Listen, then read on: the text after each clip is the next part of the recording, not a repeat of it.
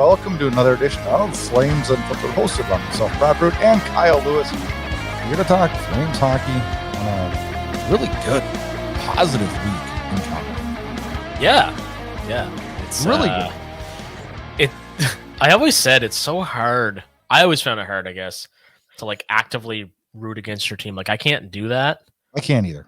I've tried.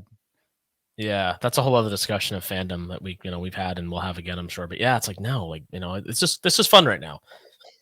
This is really fun, actually. I don't know where it's going to go.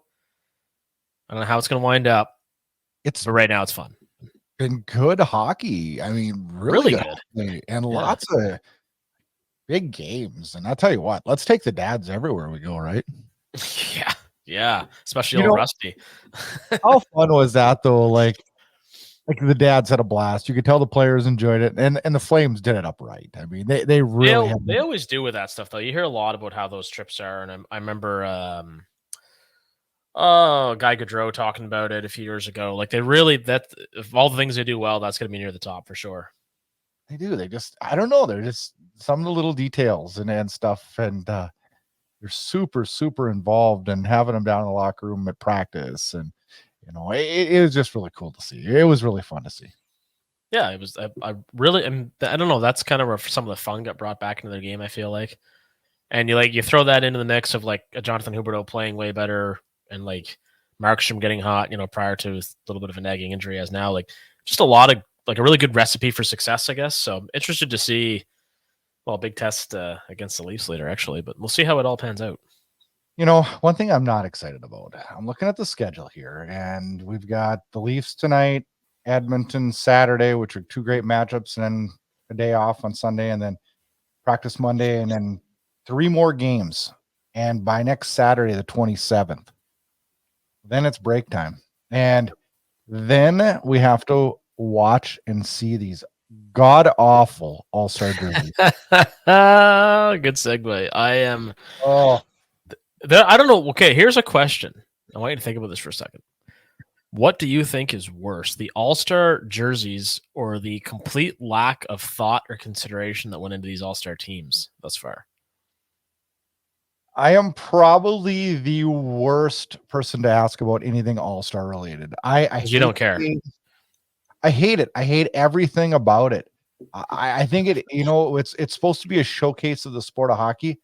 And the NHL, and I applaud the NHL on most things. I really do. This is one thing I don't. I think it's a complete debacle. It is, and it's supposed to be a showcase, just to paraphrase what you're saying, but the best of NHL hockey. And it's not even that. They need to just get rid of this game completely. They're doing, I agree. I think they should name all-star teams. Absolutely. Because real all-stars. Yeah, I said this to a friend of mine that works in the league the other day. I'm like, Blake Coleman, absolute 2023-2024 All-Star. No doubt about it whatsoever. So at the very least, 15 years from now, he can tell his kids, your dad was an All-Star in the 2023-24 season. Like, how cool would that be for them? And by rights, this season, he has been that. He's been much better than, not to pick on him, but much better than Elias Lindholm. The best example of how stupid meaningless this game is that Alex Georgiev is going with like his 880 save percentage, and Connor Ingram and his 5 shutouts is sitting at home. Or possibly at a beach in Mexico, whatever. It's embarrassing. It's fucking embarrassing. If you're going to have the All-Star team, and to me, you should name an All-Star team to recognize those individual accomplishments and not actually have the weekend. Just name a team. This guy was an All-Star that season. That's how good he was, right? I would rather, I just scrap the freaking All-Star game. I would love it if every team did like an all-star skills competition and the winners in each, the top 10 fastest skaters come to a skills competition, the top 10 hardest shots, and then have some of the superstars of the game there to shake hands and kiss babies and just have it a giant, not a dumbass skills competition like they do now, a true skills competition. Have it at that, and let's go home. I don't think there's a television show on the planet that I won't sit through instead of the All-Star game. That I will not watch it. I will do anything but watch it. I don't respect the concept. I don't appreciate any of it because it's and moreover, to your point, and we in terms of injuries, in terms of the CBA mandated break that everybody gets, that All-Star weekend should be a guaranteed break for everybody. Oh, I treat it as a break for me. A break from watching hockey. I do. I just kind of look at it. My so that's exactly. I mean, yeah. To just get something done. Like I don't know, just to recharge. You know. Hey, Yep, going back to I Blake that. Coleman. Going back to Blake Coleman. Second star of the week this week. 4 goals, 3 assists, 7 points this week. Yep. Huh. Wow. And they're nice. They're nice goals. They're nice plays. Like I don't even know how to. I can't even find the words to express just how unbelievably good he's been. And of all the people we talked about, you know, Huberdeau bouncing back, or Kadri, you know, having a bit of a better year, or Lindholm or Pelche before he got hurt, what kind of, like, none of us, and I mean none of us, were talking about what's Blake Coleman going to do this year, because we just figured 35 to 40 points, good penalty killer, moves the puck in the right direction. That's his game, right? And what we're forgetting too about this team, you know, and how good things have been. They're coming off a 12-day road trip that was 10,000 kilometers. Like, that's so wild. Did you see when they did the graphic on one of the recent games and showed like the bouncing around across the continent? Yeah. And since we last talked, we beat Arizona 3-2, we beat Vegas 3-1, and we beat Arizona again 6-2. Yeah, that's crazy. Jace, you're even tired from watching because you actually reversed the 2 Arizona games. I did. It's a lot of hockey to watch. Even like I said, even as a fan, it's kind of tiring. But wow. But man, they're making hay. They're making it interesting. Lots of roster moves this week. Gilbert's put on IR. Mm-hmm. Dustin Wolf is recalled because Markstrom has a lower body injury. Huberdeau missed Tuesday with illness, but was at the optional skate Wednesday, and he's in the lineup for tonight. Yep. Oliver Kylington got a game in with the old Wranglers, and then took the next day off. His conditioning stint's got to be right at the end right now. I haven't heard any news today on that. I haven't either, but I mean, based on CBA rules, he would be near the end of it. Also, apart from just getting his reps in, I mean, he has always, despite his mental health issues, kept himself in phenomenal physical condition. Like last I saw, he's always looked great. And like for me, like if I'm dealing with anxiety or whatever, like working out kind of goes by the wayside. Obviously, that hasn't been an issue for him. Like he looks fantastic. It was his first game since May 26th of 2022. Looked good in that game. I saw some highlights. I did not see the whole game.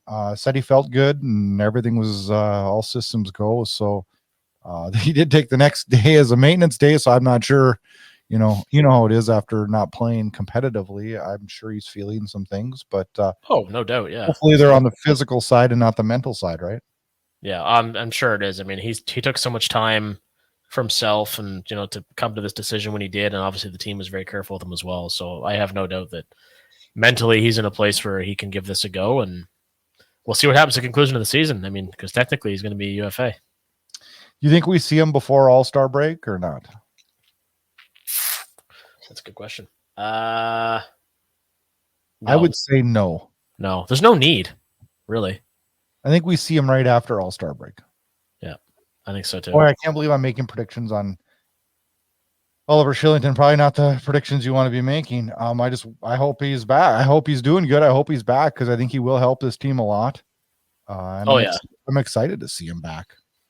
Well, it changes what we could do. I guess it changed two things. How good our defense can be with him, and what we can do in terms of moving on from other players who have high trade value, right? Let's maybe get ahead of ourselves here. I got a question for you. Yeah, maybe getting ahead of ourselves. You touched on it about 15 sentences ago that he's a pending UFA. Yeah. What is it going to take for us to believe enough to sign him? And if we do sign him, kind of a price tag is on Oliver Kylington. It's an absolute show me deal. So it's 1 year for him and for the team. You think he just comes to the team and says, "Hey, you guys did me right. I'll do a year at $950,000." That'd be cool, but I can't see it. Why though? We've been paying him for 2 years, and or has insurance. That's a good question. I don't know. Now, cap. I don't know. I don't know. Obviously, the cap penalty there. But or we've cap even incurred a cap penalty because of it. And the team did him right. And the team will do him right in the future, I believe. Well, I think whatever they come to, us, right? really, yeah, it's going to be a really. The money's going to be somewhere between what you and I think you said 900,000 or something. I'm going to say like 1.2, 1.3. Like it's going to be a negligible number. Maybe, and not to fault him, but maybe it's because other teams, calling his agent saying, "Hey, we want to take a chance. We'll give him 2 million. We'll give him this. We'll give him that." Like we don't know how it's going to play out. I mean, he's not at all.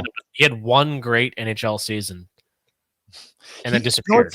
What we forget about is that the season that he was great, the 22 season, he was like the borderline guy at camp. He was the guy that was going to go on waivers. And it was Valimaki instead. Yeah.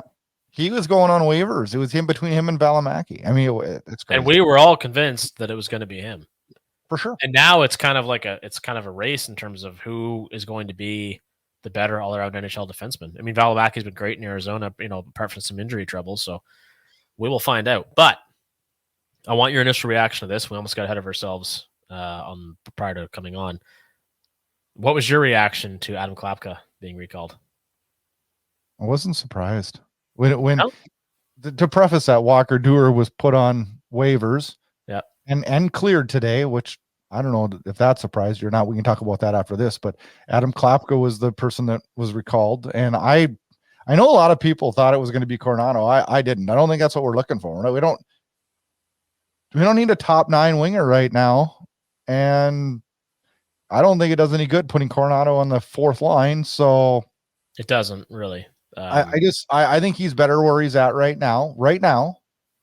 And Edm Cgy, I'm going to say something. I loved our 4th line when we sucked this year.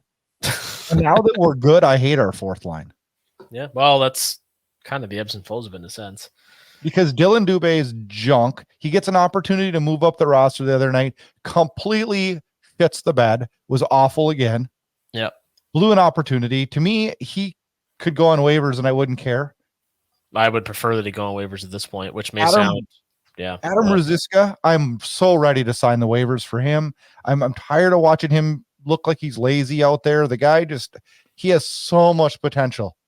Yep. So much potential. Just it's not going to happen. We've given him the 50 kicks at the can. It's not going to happen. And quite honestly, I've been like tooting the horn of Greer all year, but the last 6 games I've been a little bit disappointed. And he's had moments at least. So he generated a few chances recently. I mean, he's still good to have in your lineup on any given night, and that's really what he brings in that role. Whereas you can't say the same for the other guys. I'm fully ready to see Edm Cgy, Greer, and Pelche on the 4th line. Who would center? Cgy? Yep. Yeah. I'm fully ready to see that. And Pelche has the kind of game where he can move up and down. And I don't have it like a guy like him, he can easily ease him back in on the 4th line, I think. I don't think you put a guy like Coronado on the 4th line, but Pelche is a guy that's a little bit more versatile and I think he can play different roles, right? And I think he'd fit that role fine. And for the time being, until quite honestly, I can't believe I'm even saying this, but like in our top 9, I don't know where he fits right now. Right now, it's hard to say. Who do you pull out? I couldn't do it. I couldn't pull anybody out. He's gonna get a shot though, because Lindholm's getting traded. I would certainly think so anyway. So, it's going to free up some spots here. That's going to happen, and they're going to get their chance. And quite honestly, coming off an injury like this, I'm okay easing him in on the 4th line.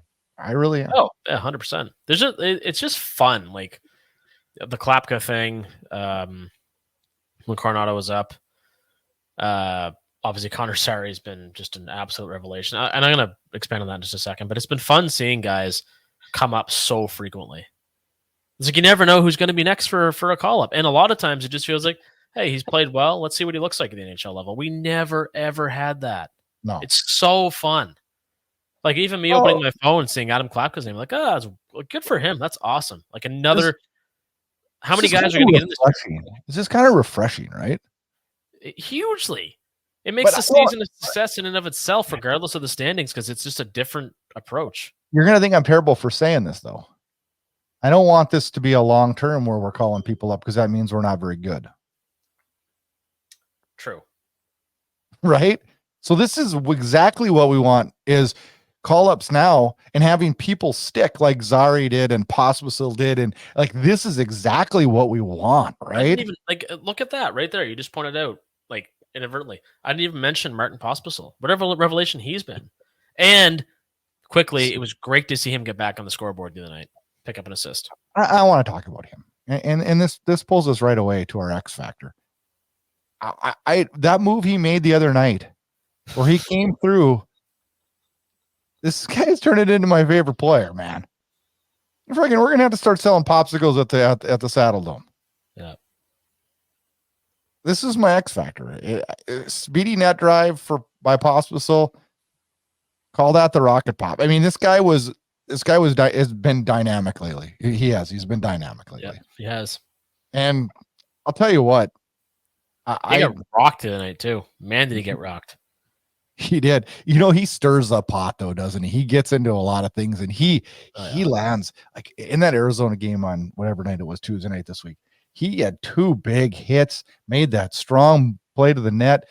I mean, this guy's not going to be a 20, 30 goal scorer, maybe a 20, but he's there though. Like, he's engaged and he's making things happen on this line. And look at this line. Like, who would have thought? Who in the hell would have thought that we would be sitting here today talking about Cgy centering Zari and Popsicle and having it be one of our better lines? And it's been a revelation for Cgy. Yes. You know, he doesn't rebound the way he has from his slow start without those guys. Like, man, it's been so fun. It's just been so fun and so different. And it's always like, okay, who's next? Who's going to get their chance next to see what they're made of, right? What did you think of Dewar getting put on waivers? Didn't really bother me, honestly. Did you think he was going to get claimed? I thought there was a chance. I wasn't shocked that he didn't, but I really felt that there was a chance he'd get claimed because he still has a lot of really good intangibles. He's a good skater. He's great last year, but he needs to find his game now. I would have waived Dubé before I'd sent him down, but obviously it's easier to move a guy like Dewar for the team, I think, because they don't have as much invested in him as they do with Dubé. I really cheer for this guy. Like, I really, really do.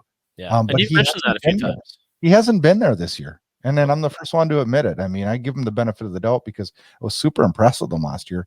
And I don't think he's a guy that's going to move up the lineup any higher than the 4th line, but geez, I really thought he was an effective 4th liner last year. And I was looking forward to seeing a lot of them this year. And what we've seen has just kind of been meh, He's been barely noticeable when he's played. Yeah. So a lot of nights not noticeable at all. I'm not writing him off yet, but I wasn't terribly surprised when he didn't get claimed today. Yeah. No, and it wasn't a shocker. I don't know. We'll see what happens with him. It's a little bit overdue in my mind. Doer, haha. But it's overdue.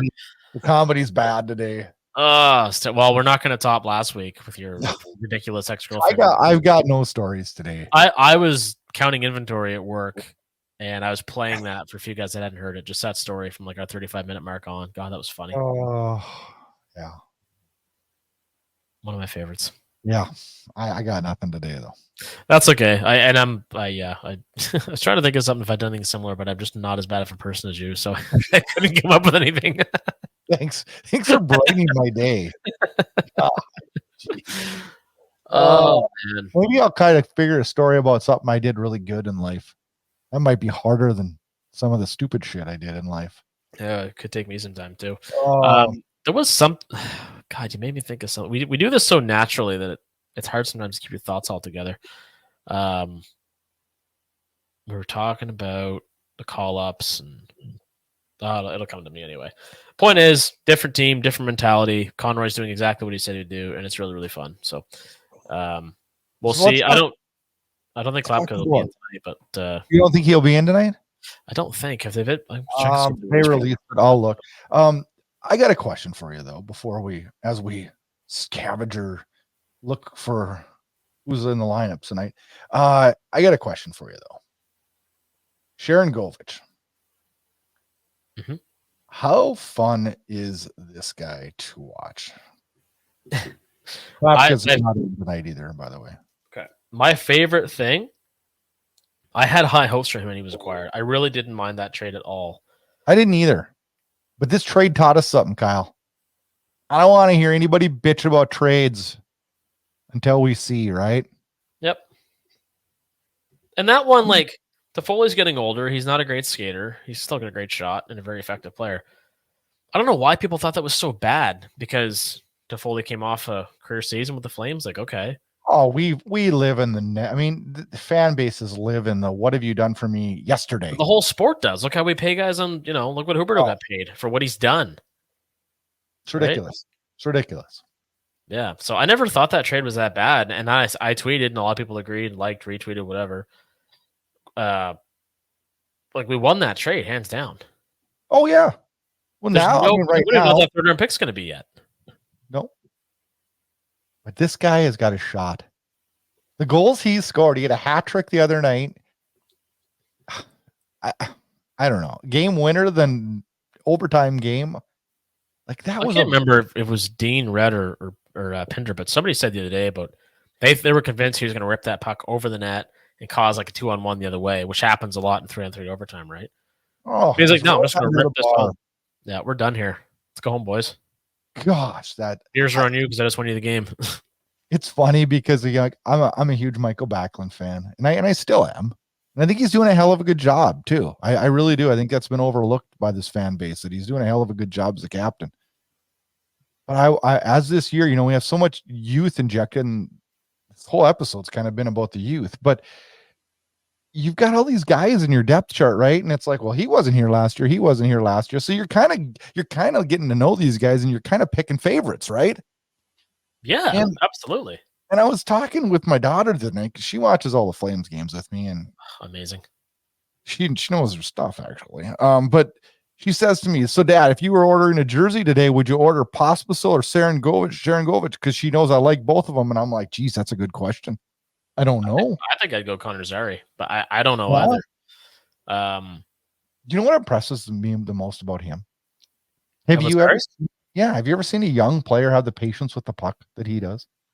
Been a long time. He gets into some bad situations, and he eats it, and he works his way out of the situations instead of just coughing it up. I think it was the Vegas game where he created an open net, essentially. He just outweighted everybody. And it's dude, that patience, like you said, it's unreal. You don't see that. You don't see that out of young players. Wow, it is so fun to watch. Yeah, it is. It truly, truly is.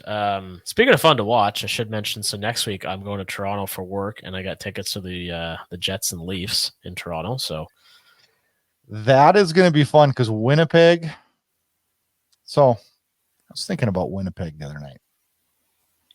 Could you imagine having Lindholm as your second center behind Scheifele? Yeah, and I would think they'd have the assets to make that deal too. Uh-huh. Yeah. That'd be great, man. You know what? I've said it a million times, and I'll say it again. If it comes down to the playoffs and the Flames aren't in it, and the Jets are, I got some Jets jerseys, the Trevor Lewis ones that I picked up, which I will be wearing one of, and I'm going to make my coworker wear the other one next week. 100% of the Jets train, man. What a 1-2 punch that would be, though. Right? And by the way, I'd like to point out again that LA fans are miserable with Dubois right now. You know what? Whoever has him is going to be miserable. I think he's a self-centered player, man. He is very much that from anything and everything that I've heard. But anyway. Winnipeg, they got assets. I want this deal done. Wow, could you imagine that? Oh, that's a center group, boy. Ooh. It's kind of the best of both worlds. You trade a player to a team that you want to, because geographically, again, they're very close to you. You trade a player to a team that you like, and your team loads up on assets. It's kind of a win-win, right? Yeah. That'd be really so cool. Where's this team going to go? What are we going to do now? Is it possible? Is it possible for us to... Is it Popsicle? Yeah, is it possible for us Look at dad joke. It was so bad. Oh shit. Oh, is it possible for us to get rid of Tanev and Lindholm and stay where we're at? Because I believe this can happen. I do. I am not on Team Tank. As a matter of fact, Team Tank is pissing me off. Yeah, I kind of picked because up this team can't freaking tank. Are people oblivious to this? You have all these contracts, you can't tank. No, How the hell are you going to be a last place team with the guys we have under contract? They're not. So then what are we doing then? Forget it. Like, why are we talking about tank in Calgary? We should be talking about, hey, let's tweak this. Let's get a few more people. Let's do another Sharon Govich trade. Well, here, like, this is the thing. This is what's changed, and people maybe don't treat it as big of a change as it is. So when Jay Feaster said that year, like, we're going for it, like, to make the playoffs, I'm like, you're an idiot. You have players that are aging out. Your prospect cupboards are bare. Like, what are you doing? But in this case, the team it's actually something of an enviable position. The team's competitive. They're just outside a playoff spot somehow, playing way better lately. Yeah. So, but your youth are performing and you have tradable assets. There's way worse positions to be in. We're not an old team anymore. No. We're not. No, we it have changed a lot of young players in our roster that are producing. Yeah. Like, we should be happy as can be. Like, I'm sitting here looking at the standings right now, and we're right in the wild card hunt. Now, I don't know that this team makes the playoffs because there's still an uphill battle. Like, and again, it's like an Edmonton Oilers-esque winning streak that's going to have to happen for that to occur. But we're 2 points out. Yeah. We went from, this is no lie, on the Athletic and Money Puck do their percentages, you know. We were 7% on Money Puck last week. We're 23 now. Yep. We were like 18% on the Athletic, and we're 40% now. So if the Oilers, the Coyotes, if the Oilers cool off, and if the Coyotes hit a snag, I think what they're more like. I think what they're thinking is we're probably a wild card, but we're probably the 5th team in the Pacific to make it because the Central's struggling. Yeah, probably. Yeah, probably the 5th team in the Pacific to make it because the Pacific's freaking on fire lately. I mean, Vancouver's 7 of their last 10. You know, Edmonton, they're going for 12 in a row. Yeah, we've got some teams that are cracking or hot. They've won 8. They're right with us. They're tied with us. I mean, we got some hot teams in the Pacific. But I think we can do this. Well, a lot of these teams, they're peaking at kind of the wrong time, potentially, right? Well, you could say we're peaking at the wrong time, but we needed this just to stay alive, right? Yeah. I'd rather have us do it now and give us some hope than be one of those teams like the Ottawa Senators. I'll mark my word. I know that what's going to happen in Ottawa. They're going to be garbage all year. Then the last month and a half of the year, they're going to go on a 13-3-2 run. Yeah, and they've got such good pieces in Ottawa too, and it's frustrating because they should be more than what they are.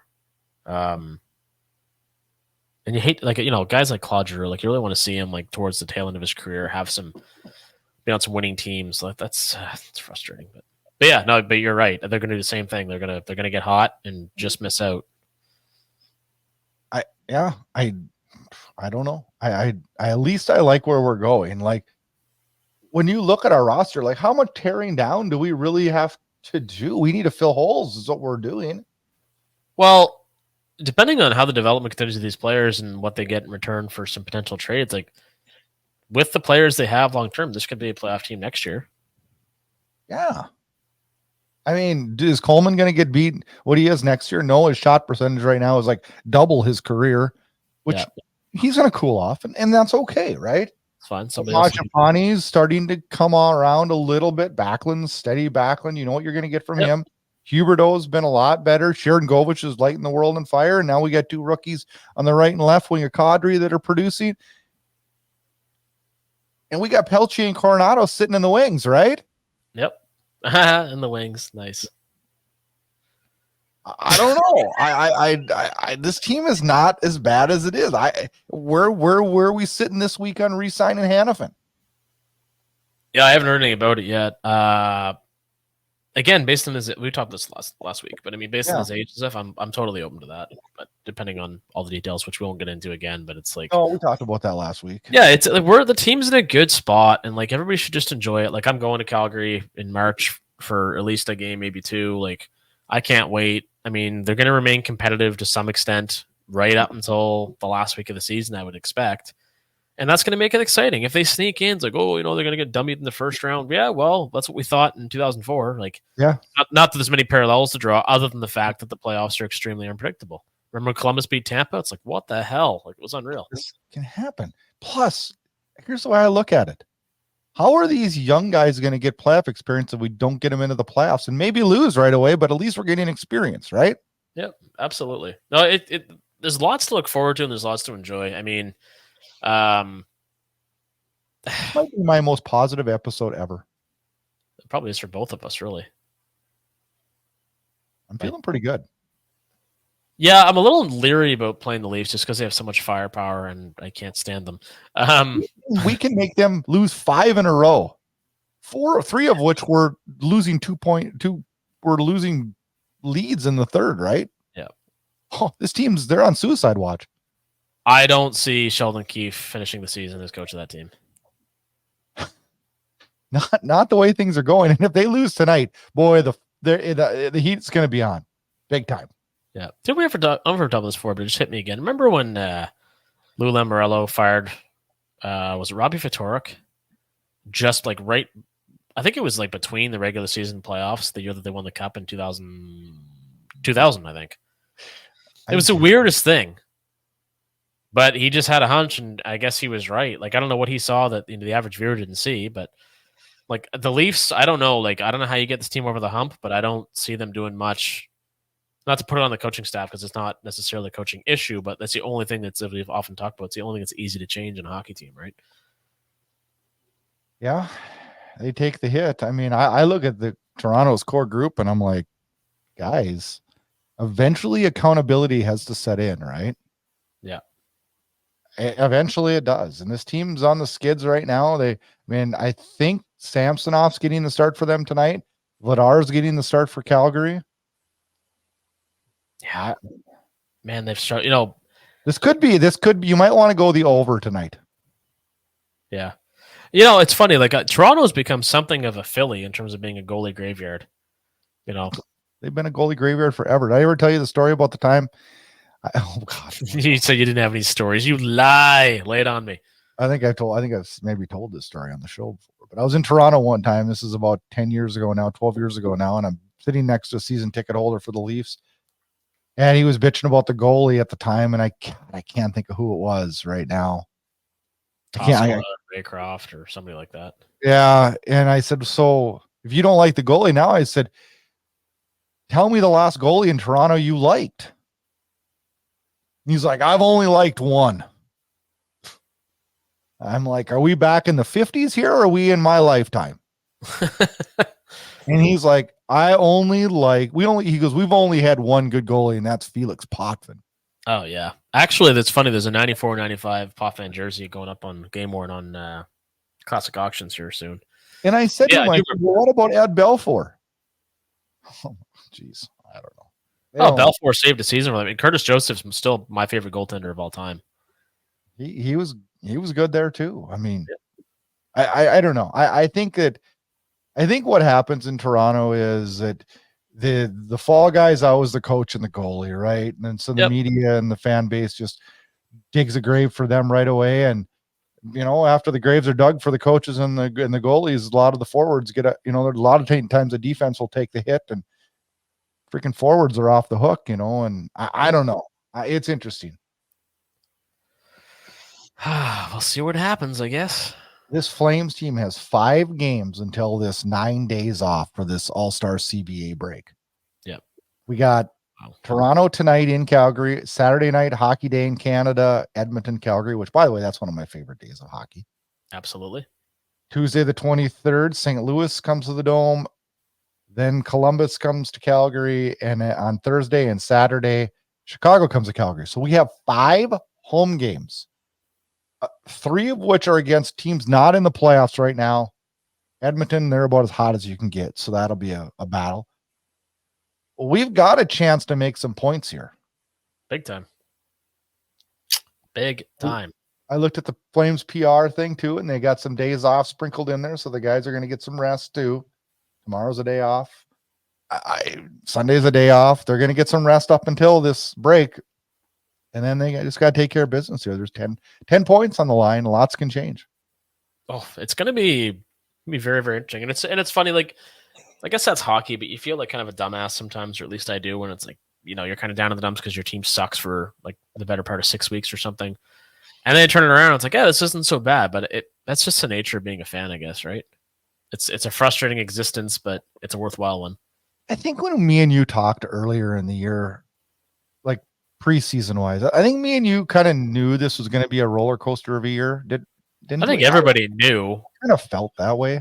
But nobody would have predicted the bright spots. I don't think anybody thought I thought Sharon Govich would go back to 20-goal territory. I think I said that right from the beginning. But nobody thought Blake Coleman would be this good. Nobody thought Connor Zary would stop pumping and be this good. Absolutely nobody in any parallel universe ever thought Martin Pospisil would be this good. Like, if I would have told you on day one of the season that AJ Greer, Zary, and Pospisil were going to be solid everyday people in the Flames roster, you'd have laughed at me. I would have said, oh, you mean the Wranglers roster? So we gained 3 players that we did not expect at all. Yep. That's pretty damn good. It is. We lost one in Dubé. Yeah, and Dewar to some extent. But yeah, definitely. But you know, that's what happens though. You never have everybody always firing on all cylinders. No. You just don't. I mean, that's the ebbs and flows of hockey, right? Like even myself and the guys that I play with, like every now and then somebody, whether it's me or somebody else, will have just a horrible game or a really, really good game, and they string some together, and it's just, I don't know. No, we couldn't have predicted it going the way it went or has gone personnel wise. And I'm really curious to see how the next 20 games look. Like Huberto, I wonder how he's going to be after his little illness. What's he going to play like tonight? I'm interested to see how he does. And I wish I knew what the illness was. It sounds like it was minor because he was at the optional skate the next day. So well, it's the same shit the rest of us have been dealing with, I'm sure. Yeah, I'm sure they get sick too, right? Yeah. I do have one thing I want to touch on today. We on the show last week, I believe it was last week's show. We talked a little bit about the idea of trading Jacob Markstrom, which I hate. I hate that idea. But it was talked about a lot of, well, we could retain salary and the return would be wonderful. And we talked on the show about, well, when you retain salary, can you just retain the first year and not the second and third year of a contract? And we said on the show, we have to figure out how to do it. So, well, I messaged Elliot Friedman and he got back to me like literally in 2 minutes. And he clarified it for me that when you retain salary, so like, let's say we traded Markstrom and we retained half his salary. Well, we would have to retain half of the salary every year remaining on his contract. Yeah. So you sent me that response, and I kind of was leaning towards thinking that's how it worked, but you can't. We couldn't, like if we were going to trade him and his $6 million deal and we retained 3, we couldn't retain 3 this year and then Toronto or whoever gets him is on their hook for 6 the next 2 years. We'd have to retain 3 each year. Well, that changes everything. And plus, I don't want to trade him anyways, but that would really change my look because absolutely. As much as I'm excited to see Wolf, I mean, is it a bad deal to have Wolf be the backup for 2 more years after this one with Markstrom playing, 50 and 30 games? I don't know. No, not at all. No, I don't think that's a bad thing at all, right? And then Markstrom's contract and then we have Wolf, right? That's what UC Saros did with Rene, right? That's actually a really good analogy because the size difference between Rene and Saros and Markstrom and Wolf is probably the exact same thing. Yeah. That's exactly what they did, and they walked right into another, I'll call him an all-star goalie. I know the league won't say that, but he is to me an all-star goalie. Yeah. Yeah, no, you're absolutely right. And the thing is, too, is the more quality play you get of a goaltender as his contract ages, and if you can do what Nashville did and kind of work him in as like a 1A, 1B thing, the younger goaltender gets all the experience from playing with the older goaltender, and then trading and moving on, you have a better sense of when the other guy is ready, right? Like Rene's retirement, I don't think a single person in Nashville broke a sweat over that. No, and not because they he knew wasn't what they great, had. it's because Saros was really fucking good too. And they respected and loved what Rene did for that organization for so many years, and he's going to be a hero in Nashville till the day he dies. Yep. Plus, he's a super nice guy too. I've met him twice. He's a really nice guy. Oh yeah, I met Elvis Merzlikins in Columbus a few years ago, and he was just fantastic. Yeah. I have a customer of mine that's a big Blue Jackets fan because he's from the same town as Jody Shelley. And Elvis signed a hat for me and chatted with me for like 5-10 minutes. Like, really cool guy. Yeah, Rene was really nice. Met him at the All-Star, or not the All-Star game, at the award show in 2013 or 14, whatever year he was up for the Vezina. Yeah. God, just a good guy. I don't know. I'm interested to see what happens with that. We have so much on this team that we can look forward to and see what's going to happen. Doesn't even sound like us. It's so weird. I know. Gosh, we're going to lose listeners because we're not bitching right now, but or we're going to gain some because we're not so goddamn negative. I guess we'll probably one of the two. So it's a busy stretch. The break is going to be interesting too because the break, like when we had that, the COVID run through the locker room a few years ago, we came out of that just flaming hot. Pardon the pun. But more so, you're welcome for the full of those today. I don't know what. I think it's just because I'm not sleeping a lot because I've been too busy with work. But anyway, so it's gonna be really interesting to see how they come out. Everybody on that team is probably gonna, some nagging injuries or could use a little break, just like we all can, right? So we'll see how that pans out. But it's gonna be interesting. Two of my favorite games. I know it pisses a lot of people off, and it pisses me off when all the Leafs fans head into Calgary into the dome. I've done that before, and it's just a miserable experience. Irritates me, but I still look forward to when the Flames play the Leafs. I love watching it. And of course, how do you not get excited for a hockey day in Canada, Battle of Alberta Saturday night? I can't wait for Saturday night. Oh, it's going to be fun. It's going to be really, really fun. I'm playing tonight, so I'm going to make sure my phone's charged so I can watch the Leafs game from the room once we're off the ice. But yeah, it's going to be really good. And now, since we often sprinkle our shows with a bit of heavy metal talk, do you have Crave? Do I have Crave? No. Yeah. Okay. I don't know if you guys have that in the States. You do, right? The streaming What service? is that? It's streaming service. It's like Netflix. Anyway. Somehow, yes, we have it. I think we have it. I don't have it, but they have it, yes. So I watched the documentary Dreamers Never Die about Ronnie James Dio. Okay. I fucking cried. Is it? It's on Crave, huh? Yeah. Somebody told me there's a hockey one on there too. There's not the Alexander Daig one, but there's oh man. Oh, that's a good story too that I got to tell. There's a hockey one on Crave too, and we have Crave in the States. It's not real popular here. Yeah. It's not popular at all here. Well, it's popular here because shows like Letterkenny took right off on that streaming service, right? Okay. Some original program like that. I may need to buy that for a month and watch those. Yeah. So I know. But it's just there's a good hockey documentary on there too. Oh, I think there's probably a few. I haven't really explored the platform enough, but I need to do more of that. But you just made me kind of think of this too. How you must have saw or heard about Terry Ryan making a I did. That's so cool. I've talked to Terry Ryan before, actually. He is a super nice guy. He has all the time in the world for anyone. Like, and I forget what his book's called, but it's all about being a first round bust. I got it right next to me on my bookcase, but I can't. Great read. Great read. It is. But it's and of course he gets in a fight. He's like 47 years old. Like, it's so cool. I listened to his post game today. It's Terry Ryan. I mean, he's a great talker, and he's a nice guy too. He's a great talker, and what he says is from the heart, And do I think it's a little bit crazy that he played in a game? Yeah, I do. But but it's in Newfoundland. If somebody came to you tonight and said, "Hey, can you suit up and play?" I'd be like, "I'm gonna probably fucking die, but I'm gonna do it." Yeah, he's in a way the hell better shape than me. I guess he's a big time ball hockey player, and that's great. I mean, that's great. No, you love stories like that. You really do. I mean, how can you not? It is. That's cool. So, yeah, we got a lot of stuff coming up. So I'm in Toronto next week for a few days, and I'm in Ottawa a few weeks after that. I'm in Calgary right after that. I'm in Halifax right after that. It's time of year construction where we have to do a lot of traveling for trade shows and whatnot. So and I am traveling next week. I will be in Las Vegas next week for a major trade show. But wait, is that it's not IBS, is it? Surfaces. Oh man, because they do all those shows at the same time. You and I could have met there a few years ago. Yes, it was at the exact same time. Oh, damn it! The company didn't send me this year. I wish they had have. We may be meeting in Vegas this summer. I don't know. Yeah, I don't know if that's a good idea. No, we would not create any stories. We're growing men now. I'm just thinking of Ned Flanders and Homer Simpson when they went to Vegas together. You watch that show? Oh yeah. Well, I mean the old seasons. I watched like the first 12 seasons, then called.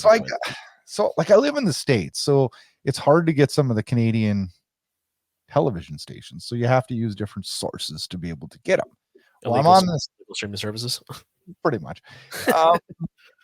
I still pay for the NHL stuff in the States, so I get it here. But just to avoid my blackouts and stuff. But I get this streaming service, and they get all the Canadian channels, and then they have all these 24/7 channels of like every kind of show in the world. And I always watch. I'm gonna name a show, and I know you're not gonna even know what the hell I'm talking about, but I always watch this show called Coach. It's did you get that in Canada? I didn't get it. Maybe the rest of the country did, but it's a 90s sitcom about freaking college football coach, and it's funny as hell. But anyways, I was watching that, and as I was flipping through it, I see there's a 24/7 Simpsons channel, and I'm like, who the hell would watch that? My wife's like, well, I liked the Simpsons back in the day. And now you like the Simpsons too. So it's the moments that stick in your brain, right? Like and I'm like that with like the US version of The Office and some Family Guy, and just those little moments that are hilarious. But you guys have a Canadian version of The Office? Oh Lord, no, we're all addicted to the US version. Oh, I was going to watch the UK one too, but you said the US version. I'm like, what the fuck? Well, I'm comparing it to the UK because the UK is the original. Yeah, and I don't think Ricky Gervais doesn't get enough love for being the originator of that whole thing. But yeah, I love that show. I watched it cooking dinner the other night, and the bit where Jan comes back with her boob job and tries to get Michael back, and she's like, I tried calling you and just went straight to voicemail, and Michael's like, oh really? That's weird. I didn't get both of your messages. Killed me. Just killed me. Yeah, that sounds like something we would do, huh? Yeah, especially if hockey tickets are involved. Oh man, we better get out of here today. Next week is a travel week for both Kyle and I. I'm in Vegas, he's in Toronto, he's watching hockey, I'm looking at flooring. We will still have an episode though, won't we? We will, because we have a special interview with professional hockey goalie Matt Vernon, son of Hockey Hall of Famer and Stanley Cup champion Flames goalie Mike Vernon.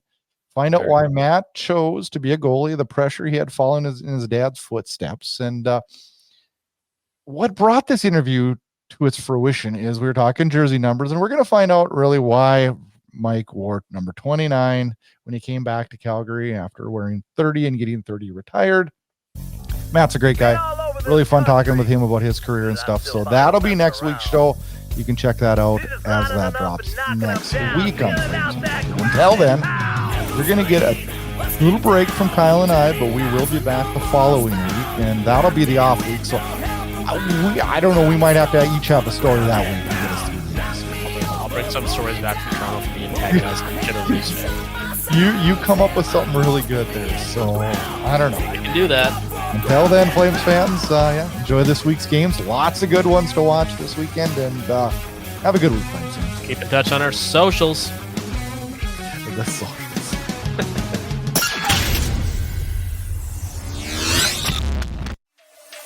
Thanks for listening to Flames Unfiltered with Brad Burud and Kyle Lewis, your source for unfiltered Calgary Flames hockey talk. Keep it locked on flamesunfiltered.ca. Subscribe where you get all your podcasts to never miss an episode. Flames hockey talk every week, presented by Inside Edge Hockey Media Group.